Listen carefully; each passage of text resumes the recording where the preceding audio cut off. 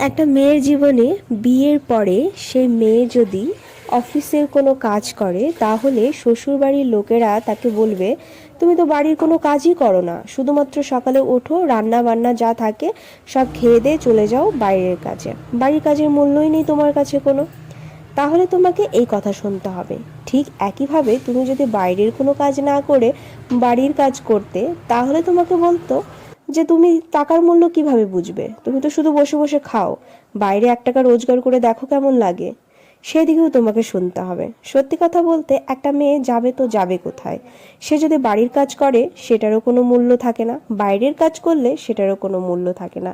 এবার একটা মেয়ে মানুষের তো 10 হাত থাকে না যে সে সব দিকে করবে, কিন্তু তারপরেও মেয়েরা যথেষ্ট চেষ্টা করে। তবে খুচরো কাজের কিন্তু কোনো রকম মূল্য থাকে না, এটা কিন্তু সত্যিই কথা। তুমি যতই কাজ করো না কেন, বাড়ির কাজ কিন্তু কারোর চোখে সেটা বেশি মনে হয় না। মনে হয় কোনো তো কাজই নেই, বাড়িতে সকাল সকাল সব কিছু হয়ে গেলে 2-1টা কাজ থাকে, রান্নাবান্না, খাওয়া আর ঘুমোনো। শুধু এই কথাটা মুখেই বলা যায়, কিন্তু তারপরেও যে ছোট ছোট আরও অনেক কাজ থাকে সেগুলো কিন্তু সত্যিই কারোর চোখে পড়ে না। ঠিক একইভাবে তোমার শ্বশুরবাড়ির লোকেরা এরকমভাবেই তোমাকে বলবে।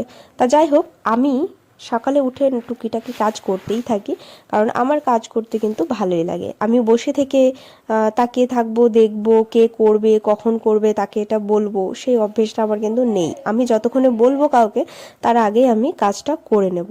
তা আমি তো থাকি এখানে বাপের বাড়িতে, এখন থাকছি কারণ আমার প্রেগনেন্সি চলছে এখন, আমি বলেওছি আগে। তো এই অবস্থাতেও আমি কাজ করছি টুকিটাকি, কারণ আমার কাজ করতে ভালোই লাগে, বারবার বলছি যেটা তোমাদের, আমার বসে থাকতে ভালো লাগে না, মানে বোরিং লাগে।